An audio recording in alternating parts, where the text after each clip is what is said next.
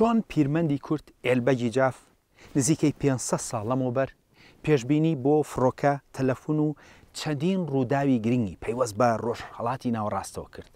لەگەڵمان بن بۆ قسەکردن لەسەر ئەم بابەتە گرنگە.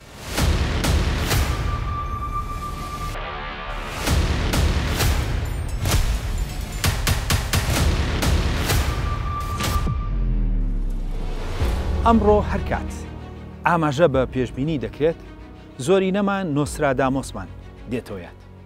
ئەم پیاوە فەرەنسیە نزیکەی 500 ساڵ لەمەوبەر کۆمەڵێک پێشبینی بۆ چەندین ڕووداوی گرنگ لە جیهاندا کردووە. ئەمڕۆ هەرچەندە پێشبینیەکانی نۆسترادامۆس مشت و مڕی لەسرە، بەڵام ئەم پیاوە بووە بە سمبڵی پێشبینی لە جیهاندا و زۆر کەس هەتاوەکو ئەمڕۆ بایەخێکی زۆر بە پێشبینیەکانی ئەم پیاوە دەدەن و تەنانەت ئەو بایەخە لە ڕۆژهەڵاتیشدا بەدی دەکرێت.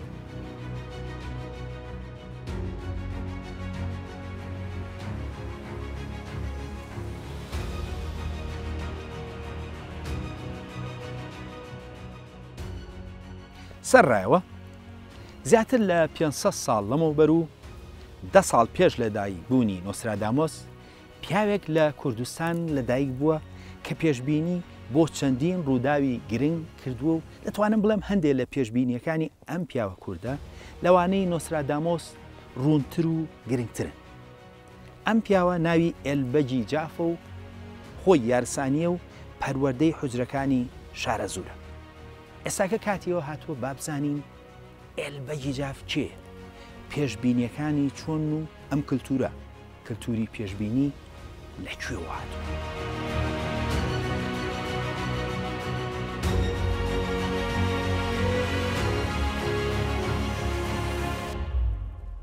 نۆسترادامۆس لە ساڵی 1503دا لەدایک بوو و پێشبینیەکانی لە ساڵی 1555دا بڵاو کردوێتەوە. واتە کارەکانی ئێلبەگ پێش کارەکانی ئەوەن. ئەوەی کە گرنگە و هاوکاریمان دەکات کە لە کولتوری پێشبینی بگەین ئەوەیە کە ڕاستە نۆسترادامۆس بە فەڕەنسی لە قەڵم دەدێت، بەڵام باپیرانی جوو بوون و بووبوون بە کریسیانی کاسۆلیک. ئەو خۆی دەڵێت کە پێشبینیەکانی پەیوەستن بە ئەستێرەناسی جوویان ڕۆژهەڵاتەوە. ئەوەی کە ئەوە دووپات دەکاتەوە پێشبینیەکانی بە شێوەی هۆنراوەی چوارینە نووسراون. لە ڕاستیدا ئەوانەی ئێلبەگیش چوارینەن، بەڵام بۆ ڕێخستنی ئێلبەگ دێڕێکی دووبارەی بۆ زیاد کردوێتەوە و دەڵێت هەروە بوو و هەروە دەبێت. نۆسترادامۆس لەوەدا ڕاستی کردووە کە بناغی پێشبینیەکانی بەستۆتەوە بە ئەستێرەناسیەوە، لەبەرەوەی کە لە ناو کوردیشدا پێشبینیکردن بنەچەیەکی کوردی زۆر دێرینی پەیوەست بە ئەستێرەناسیەوە هەیە. پیاوی ئاینی لە ناو کووردا لە ڕابردوودا ناویان مخبووە. ئەمانە هۆزێکی مادی کوردی بوون، ئەوان لە ناو مادەکانە ڕۆڵێکی زۆر گەوریان هەبوو، بەڵام لەبەرەوەی کە هۆزێکی تایبەت بە ئاین بوون، هاوشێوەی هەندێک لە شێخەکانی ئەمڕۆی کوردستان مخبوون لە باوکەوە بۆ منداڵ دەمایەوە لە نێوانیاندا و نەدەچووە دەرەوەی خۆیان. مخەکان شارەزاییان هەبوو لە ئەستێرەناسی، جادوو، خەوڕوونکردنەوە، پێشبینی، فەلسەفە و ئەوان بەرپرس بوون لە پەیوەندی نێوان مرۆڤ و خوداوەندە. لەبەرەوە کەس نەدەبوو هیچ قوربانیەک بکات بێ ئامادەبوونی مخێک، واتە ئەوان بووبوون بە بەشێکی گرنگ لە پێکهاتی کۆمەڵگەکە. لە ناو دەوڵەتە دێرینەکان و دەوڵەتی مادی کوردیدا ئەوان زۆرجار ڕۆڵی ڕاوێژکاری پاشا کووردە مادەکانیان دەبینی و پاچاکان لە هەنگاوەکانیاندا ڕاوێژکاریان بەوان دەکرد. بوونی موغەکان وەک هۆزێکی مادی وای کردبوو کە مادە کوردەکان جگە لە دەسەڵاتی دنیایی دەسەڵاتی ئاینیشیان لە ژێردەستە بمێنێت. بۆ جۆرە کاتێک کە فارسەکان دواپاشای مەزنی مات ئەژدەهاکیان شکاند، پاژماوەیەک مۆغێک بە ناوی گومەتە هەوڵی وەرگرتنەوەی دەسەڵاتیدا. بوونی سەرکردەیەکی مات کە دەسەڵاتی ئاینی و دنیایی هەبێت بوو بەمایی ئاڵنکاریشی گەورە بۆ فارسەکان. ئەوان نیان دەزانی چۆن کۆتایی بەو دەسەڵاتە بهێنن کە تێکەڵەیەک بوو لە دەسەڵاتی ئاینی و دنیایی. جگەلەوە کوشتنی مخ ئەو کاتە کارێکی ترسناک بوو، لەبەرەوەی خەڵک لە نەفرەتی خوداکان بەرامبەریان دەترسا. لەبەرەوە هەڵگەڕانەوەکەی ئەم مۆغە زۆر بەگران لەلایەن فارسەکانەوە کۆتایی پێێنرا. هەتاوەکو ئەمڕۆژ سێ گوند لە کوردستان بە ناوی ئەم پاشا کووردە مادەوە ناوی گومەتێ.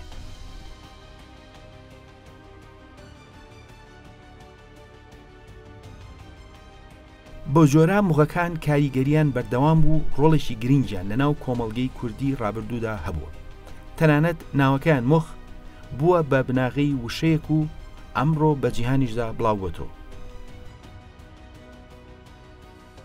وشەی مخ بووە بە بناغی وشەی جادوو لە ئەنگلیزە کە پێی دەگوترێت ماجیک. لە بنەچەدا وشەی مغی مادی چۆتە ناو زمانی یۆنانیەوە بە شێوەی ماگۆس و دواتر بە زمانە ئەوروپیەکاندا بڵاو بۆتەوە و ئەمڕۆ وشەی جادوو لە زۆربەی زمانەکانی ئەوروپادا لەو بنەچە کوردیە مادیەوە هاتووە. هەر لەبەر ئەوەش بوو کە عەرەبەکان ئەو وشەیان لە یۆنانی وەرگرت بوو، وشەی ماگۆسی یۆنانیان کردبوو بە مەجووس و بە مانای خراپ لە دژی ئێران بەکاریان دەهێنا بێ ئەوەی کە لە بنەچە مێژوویە کوردیەکەی تێبگەن.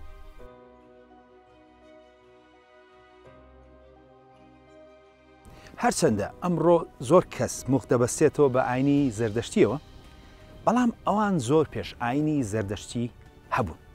لە ڕاستیدا ئەوان بەرپرس بوون لە پەیوەندی نێوان مرۆڤ و خوداوەندەکان، نەک تاقا ئاینێک. ئەبێ بیرمان نەچێت ئاین لە ڕابردوودا ئەو مانە یەکلا کەرەوانە و ڕوونەی ئەمڕۆی نەبووە. کاریگەری ئەوان هێندە گەورە بووە، تەنانەت لە ئنجیلیشدا کاتێک کە ئاماژە بە لەدایکبوونی حەزرەتی عیسا دەگرێت دەگوترێت کە سێ مخ لە ڕۆژهەڵاتەوە کە کوردستان و ناوچەکە دەگرێتەوە لە ڕێگای چاودێری ئەستێرەکانەوە پێشبینی لەدایکبوونی حەزرەتی عیسایان کردو. واتە ئنجیلیش شەریعەتی لەدایکبوونی پێغەمبەر عیسا لە پێشبینی موغەکانەوە وەردەگرێت. بۆ نمونە لە ئنجیلی مەتیدا کاتێک کە ئاماژە دەکرێت بە لەدایکبوونی حەزرەتی عیسا دەڵێت دوای لەدایکبوونی عیسا لە بەیتلەحەم لە جودیا لە سەردەمی پادشا هێرۆد موغەکان لە ڕۆژهەڵاتەوە هاتنە ئۆرشەلیم و پرسیاریان کرد ئەو کەسەی لەدایک بووە پاشای جوەکان لەکوێیە؟ ئەستێرەکەیمان بینی کاتێک هەڵهات و هاتوین بۆ پەرستنی. دەبێت ئەوە بزانرێت کە موغەکان ئەستێرەناسی بەتوانابوون و ئەوان بەردەوام سەرنجی گۆڕانەکانی گەردونیان لە ڕێگای ئەستێرەناسیەوە داوە. ئەوسا موغەکان پێیان وا بوو کە چارەنووسی مرۆڤ بە ئەستێرەکانەوە بەسراوە و ئەو گۆڕانکاریانەی کە لە گەردون ڕوودەدەن دەبنە هۆکاری گۆڕانکاری لە ژیانماندا. هەر لەبەر ئەو هۆکارەیە کە نۆسترادامۆس پێشبینەکانی خۆی گەڕاندۆتەوە بۆ ئەستێرەناسی دێرین.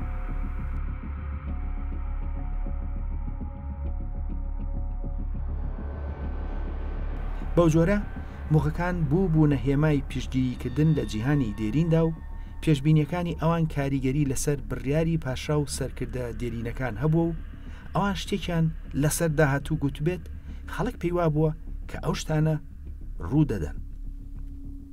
پاشماوەی ئەو مێژووە ئەمڕۆ کولتوری خوێندنەوەی بورجەکانە کە لە ڕۆژهەڵات و ئەوروپادا بڵاوە و هێشتا هەوادارێکی زۆری هەیە لە کوردستان و جیهاندا. لە بنەچەدا ئەو بۆچوونانە لە بیر و بڕوای سەردەمی دێرینەوە ماوەتەوە. دەبینرێت لە ئنجیلیشدا گرنگی ڕۆڵی مخ دەرک پێکراوە کە ئەوان پێشبینی لە دایکبوونی حەزرەتی عیسایان کردووە. واتە هاتنی پێغەمبەرێکی نوێ لە ئەنجیلدا لە ڕێگای پێشبینی موغەکانەوە دڵنیا دەکرێتەوە. ئەمڕۆ لە جیهانی کریسیانیدا ئەم سێ موغە بە زمانی ئینگلیزی بە three wise men دەناسرێن، واتە سێ داناکە و لەلای ئەوان چیرۆکێکی بڵاو و بە تایبەت لەگەڵ ئاهەنگی کریسمس کە بە لەدایکبوونی عیسادا دەنرێت لە هەموو ئەوروپادا لە دیکۆری ئاهەنگەکاندا ئەو سێزانایە بەشێکن لە ئاهەنگەکانی کریسمس و یادی لەدایکبوونی حەزرەتی عیسا. هەر لەبەر ئەوە بوو کە کەناڵی BBC لە ساڵی 2010دا ئەڵقەیەکی تایبەتی بەرنامەی بەناوبانگی لە هەولێرەوە دەست پێ کرد کە تێیدا بە سێ کەس بە ئۆتۆمبیلۆ لە هەولێرۆ چوون بەرەو شوێنی لەدایکبوونی حەزرەتی عیسا. ئەوان ویستیان بە شێوەیەکی سیمبولی و بۆ پێکەنین لەو ئەڵقەیەدا هەمان گەشتی سێ موغەکە لە هەولێرەوە بۆ شوێنی لەدایکبوونی عیسا دووبارە بکەنەوە. بەڵام ئەڵقەکە پەیوەست بوو بە ئۆتۆمبیلەوە، بۆیە ئەوان بە ئۆتۆمبیل ئەو گەشتیان کرد. ئەوەی کە پەیوەندی بە بابەتی ئەم بەرنامەیەوە هەیە یەکێک لە تایبەتمەندیە گرنگەکانی ناوچیرۆکەکە توانای مۆغەکان بووە لە پێشبینیکردنی ڕووداوەکاندا تەنانەت بەهاتنی پێغەمبەرێکی نوێش کە لەم حاڵەتەدا سێ پیاوی دانایی باو باپیران پێشبینی ئەویان کردووە. واتە هەر وشەی ماجیک نییە کە لە مۆغۆ هاتووە و بە جیهاندا بڵاو بۆتەوە، بەڵکو کولتوری پێشبینی مۆغەکانیش بە جیهاندا بڵاو بۆتەوە. ئەم کولتورە لە ناو کووردا بەردەوام بووە و چەند کەسایەتیەکی مێژوویمان هەیە لەم بوارەدا. دیار دەکە بە تایبەتی لە ناو یارستانەکانماندا ڕوونە و ئەوان چەند کەسایەتیەکیان هەیە کە پێشبینی ڕووداوی زۆر گرنگیان کردو.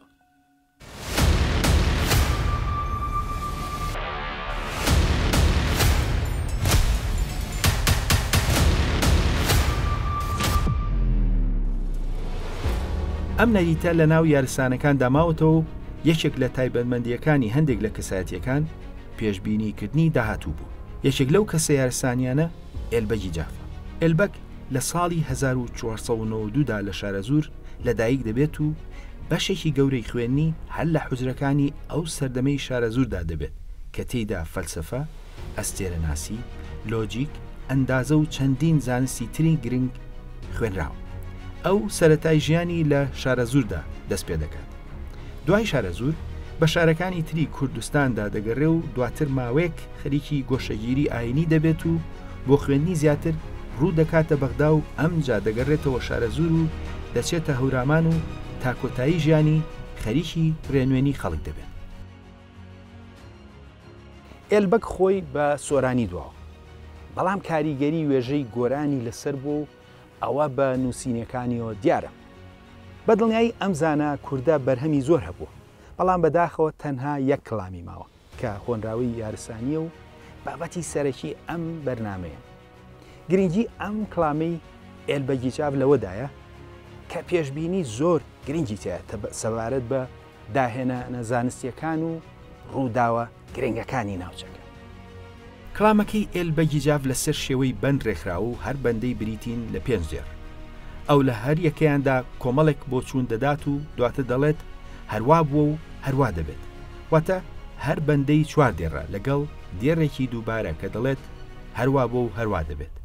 ئێلبەک سەرەتا دەڵێت من بە قەولی گۆران دەکەم، قسە لە ژێر هەوران دەکەم، هەمووی لە بۆ سۆران دەکەم، ئیتاعەتی دەوران دەکەم، هەروا بووە و هەروا دەبێت. ئێلبەک دەیەوێت بڵێت کە ئەو بە قسەی گۆرانەکان دەکات و بە پێی قسەی ئەوان ڕازی نهێنی شاراوە ئاشکرا دەکات تا ببێتە پند و ئامۆژگاری بۆ سۆرانەکان کە سوودی لێوەربگرن. دواتر کۆتایی هەر بەندێک بەوە دەهێنێت کە هەروا بووە و هەروا دەبێت. بۆ نمونە ئێلبەک پێشبینی هاتنی بنەماڵەی زەندیە کوردیەکانی کردووە کە ماوەیەک حکومڕانی ئێران بوون. دەبێتەوە بزانرێت کە ئێلبەک نزیکەی 250 ساڵ پێش هاتنی زەندیەکان ئەو پێشبینیانەی نووسیوە. واتە ئێلبەک لەو ماوە دوورە پێش هاتنیەوان پێشبینی هاتنیەوانی کردووە. ئێلبەک دەڵێت خاسان وە بێوەتەن دەبێت، مورغان دوور لە چەمەن دەبێت، شاهان وە بێکەفەن دەبێ، دەوران بە کامی زەن دەبێ، هەروا بووە و هەروا دەبێت. واتە پیاوچاکان دەربەدەر و ئاوارە دەبن و باڵندەکان دوور لەبن لە مێرگ و چیمەن و شاهان بێکفن دەنێژێ، وەک ئاماژێک بەو هەلومەرجە خراپەی کە لە داهاتوودا دێتە ئاراوە. دواتر چرخ بە کامی دڵی بنەماڵەی زەن دەسوڕێتەوە، دیسان بەو دێڕە کۆتایی دەهێنێت کە دەڵێ هەروا بووە و هەروا دەبێت. ئێلبەک لە شوێنێکدا پێشبینی جەنگی جیهانی یەکەمی کردو و ئاماژەی بە کاریگەریەکانی ئەو جەنگە لەسەر جیهان و ئێران کردووە. واتە 400 ساڵ پێش جەنگەکە ئەو ئاماژەی پێکردو و هەروها باسی کاریگەریەکانی لەسەر جیهان و ئێران کردو.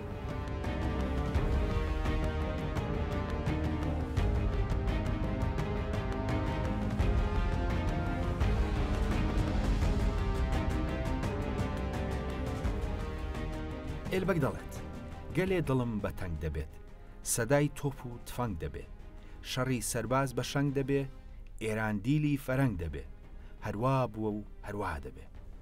ئێلبەک دەڵێت کە دڵی زۆر تەنگ دەبێت لەبەرەوەی کە تۆپ و تفەنگ لە هەموو لایەکەوە دەنگی دێت و شەڕی سەربازان بە فیشەک دەبێت و دواتر ئێران دەکەوێتە دەستی ئەوروپاوە. لێرەدا ئەو ئاماژە بە جەنگی جیهانی یەکەم دەکات کە لە نێوان ساڵی 1914 بۆ 1980 ڕوویداوە. لەم جەنگەدا ملیۆنان کەس بوونە قوربانی و ئێران وەک ئێلبەک پێشبینی پێکرد کەوتە دەست ئەوروپیەکانەوە، واتە نزیکەی 400 ساڵ پێشتر ئەوەی دەروت پێکردووە. ئێلبەک لە بەشێکی پێشبینیەکانیدا ئاماژە بە شتێکی سەیر و چاوەڕوان نەکراو دەکات. ئەو دەڵێ ژیان دەگۆڕێت و مرۆڤ لە دوورەوە پەیوەندی لەگەڵ یەکدا دەکەن. هەروەها چەند شتێکی تریش دەڵێ. ئێلبەک جارێکی تر دەڵێت مەردان مەردی گەزاف دەکەن، هەم بەڕاستی خەلاف دەکەن، قسان بە تیر قەلاف دەکەن، بە ڕێگەی دوور مەساف دەکەن، هەروە بووە و هەروە دەبێ. لێرەدا ئێلبەک دەڵێت کە مەردان و پیاوان درۆ و گەزاف دەکەن و لە ڕێگەی ڕازلا دەدەن و قسە لە ڕێگای دوور بەیەک دەگەێنن. دەبینرێت لێرەدا ئێلبەک بە ڕوونی ئاماژە بە پەیوەندی دووری نێوان مرۆڤەکان دەکات کە ئاماژەیە بۆ داهێنانی تەلەگرام و تەلەفۆن کە مرۆڤ توانی بەخۆیەوە قسە لە دوورەوە بە یەکتر بگەێنن کە سەدان ساڵ پێش ئەو داهێنانە ئێلبەک پێشبینی کردووە. دەبینرێت پێشبینیەکانی ئێلبەک بابەتی داهێنانی زانستی و گۆڕانکاری لە هەرومەرجی ژیاندا دەگرێتە خۆی.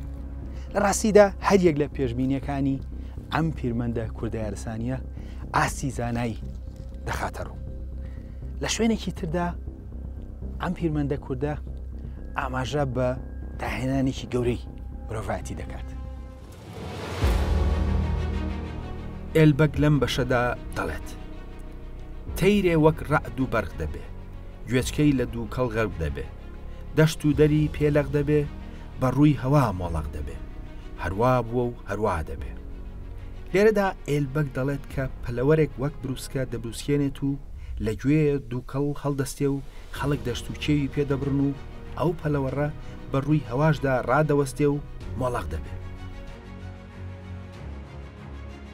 ئێلبەک لێرەدا پێشبینی داهێنانی فڕۆکە دەکات کە چۆن دەنگێکی گەورەی دەبێت و دووکەڵ دەکات و خەڵک لە شوێنێکەوە پێی دەچن بۆ شوێنێکی تر. واتە ئەو زیاتر لە 350 ساڵ پێش داهێنانی فڕۆکە پێشبینی کردووە. ئەمانە هەمووی بەڵگەی ئاستی فراوانی بیرکردنەوەی ئەم زانە کوردێ. ئێلبەک کۆی پێشبینیەکانی لە کلامێکی درێژە بۆ بەجێهێشتووی. ئەم پێشبینیانە هاتنی ڕەزاشای ئێران و تەنانەت جەمهوری ئیسلامی ئێرانیش لەخۆ دەگرێت.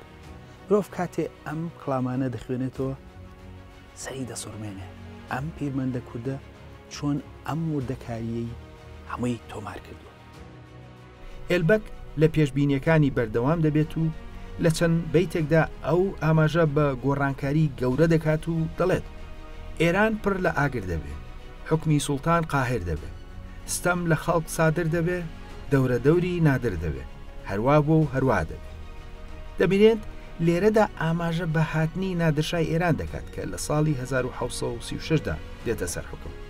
ئەو لە کلامەکەیدا ناوی نادرشا دەهێنێت. ئێلبەک بەردەوام دەبێت و دەڵێت دەوران بەدەست قەچەر دەبێ، تەیمور لە خەو خەبەر دەبێ، گەلێ سەران بێسەر دەبێ، ئاشوب و شۆڕ و شەر دەبێ، هەروە بووە و هەروە دەبێ. لێرەدا ئێلبەک ئاماژە بە هاتنی قاجارەکان دەکات کە لە ساڵی 1989دا هاتنە سەر حکم لە ئێران. ئەمجا لە شوێنێکی تردا دەڵێت دەورە دەوری ڕەزا دەبێ، لە دوای ڕەزا غەزا دەبێ، لە دوای غەزا فەزا دەبێ، مردوم دەست بە نزا دەبێ، هەروە بووە و هەروە دەبێ. لێرەدا ئێلبەک ئاماژە بە هاتنی ڕەزاشایی ئێران و دواتر هاتنی دەوڵەتی ئیسلامی ئێران دەکات کە خەڵک دەستیان بە نزاوە دەبێت. لە شوێنێکی تردا دەڵێت ئێران وەکو فەرەنگ دەبێ، پڕنەقش و ڕەنگاو ڕەنگ دەبێ، کورد وەکو کچ قەشەنگ دەبێ، مایل بە شۆخ و شەنگ دەبێ، هەروە بووە و هەروە دەبێ. دەبینێن لێرەدا ئەو ئاماژە دەکات بەوەی کە خەڵکی ئێران چۆن لاسایی ئەوروپی دەکەنەوە و کوڕ قش درێژ دەکات و وەک ئاماژەیەک بەو گۆڕانکاریانەی کە لە ساڵی هەفتاکانەوە لە ئێران دەستی پێکرد. ئەو هەروەها دەڵێت هەمووی شاهان بێڕا دەبێ، لە پڕ شەڕ و هەرا دەبێ، کەم خەڵک وە حکمی شا دەبێ، چەرخ و چراوە پا دەبێ، هەروە بووە و هەروە دەبێ. تاعەت بە مەجبوری دەبێ، دی بازاری بلووری دەبێ، چینی و فەخفوری دەبێ، گوڵبانگی جەمهوری دەبێ، هەروە بووە و هەروە دەبێ. لێرەدا ئێلبەک بە ڕوونی ئاماژە بەهاتنی جمهوری ئیسلامی دەکات و هەروها کە خەڵک چۆن بە زۆر تاعەتیان لەسەر فەرز دەکرێت. ئەمانە هەندێک لە کلامەکانی ئێلبەک بوون و ئەوان خۆیان زۆر زیاترن، بەڵام لەم بەرنمەیەدا هەر هێندەیمان ئاماژە پێکرد. وەک لە سەرەتای ئەم بەرنمەیەدا ئاماژەمان پێکرد، ئێلبەکی جاف خۆی کەسایەتێکی یارسانیە، لەبەرەوە لە ناو یارسانەکانماندا زیاتر باەخ بە کەلامەکانی دەدرێت.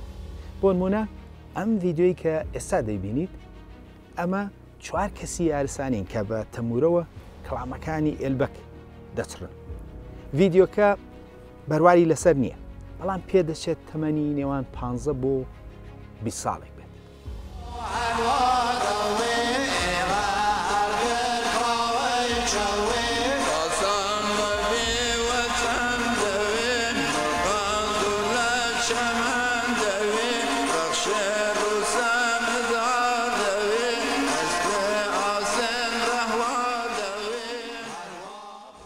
هەندێک کەس پێیان وایە کە ئێلبەکی جاو لە ژێر کاریگەری شا عەبدوڵڵای وەلی پێشبینیەکانی نووسیوە.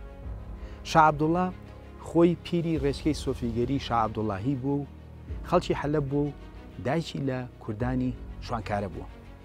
ئەو نزیکی 150 ساڵ پێش ئێلبەک پێشبینیەکانی بە فارسی نووسیوە. بەڵام کوردێکی تری یارسانی ئەو بۆچوونەمان بۆ هەڵەوەشێنێتەوە. کەسایەتێکی تری یارسان هەیە بە ناوی خان ئەڵماسی لوڕستانی. ئەو لە ساڵی 1662دا لە لوڕستان لەدایک بووە. خان ئەڵماسیش وەک یارسانیەک کۆمەڵێک پێشبینی کردو و وەک زۆربەی یارسانیەکان کلامەکانی بە زاراوی گۆران نووسیوە نەک بە لوڕی. ئەو لە سەرەتای کارەکەیدا ئاماژە بەوە دەکات کە کارەکەی ئەم لەکوێوە هاتووە.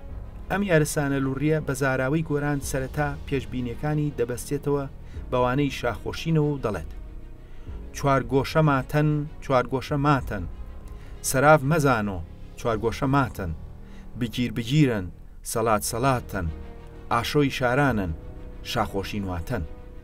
لێرەدا خان ئەڵماس ئاماژە بەو شەڕ و ئاژاوەیە دەکات کە پێشبینی دەکات، بەڵام ئاماژە بەوە دەکات کە شاخۆشینیش پێشتر پێشبینی کردووە. دەبێت ئەوە بزانرێت کە شاخۆشین لە ساڵی 1015دا لە ڕووستان لەدایک بووە و یەکێک لە کەسایەتیە مەزن و گرنگەکانی یارسانەکانە.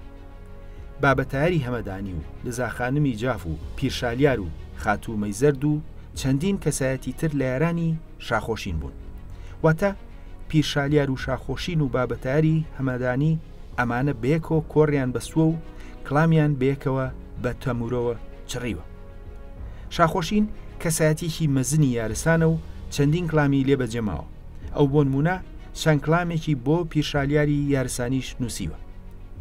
لێرەدا ئەوەی گرنگە کە خان ئەڵماس کولتوری پێشبینی دەگەڕێنێتەوە بۆ باوەخۆشین، واتە 1000 ساڵ لەمەوبەر. بۆ جۆرە ئەو لەژێر کاریگەری پیرێکی مەزنی یارسانیدا ئەوەی نووسیوە. بە دڵنیایی ئێلبەکی جافیش کە پێش خان ئەڵماس بووە، بە هەمان شێوە ئەویش وەک کەسایەتێکی یارسانی لەسەر هەمان ڕێچکە و لەژێر کاریگەری وێژەی یارسانیدا کلامەکانی نووسیوە، نەک نێعمەتوڵڵا. واتە نەریتی پێشبینی لە ناو یارسانەکاندا بەڵگەی 1000 ساڵ لەمەوبەری هەیە و بە دڵنیاییش تووپڕ لە شاخۆشینەوە دەستی پێ نەکردووە، بەڵکو پێشینەیەکی دێرینترەوە هاتووە. وەک پێشتر ئاماژەمان پێکرد، ئەمە فەرهەنگێکی کۆنی موغەمادە کوردەکان بووە کە بۆمان ماوەتەوە.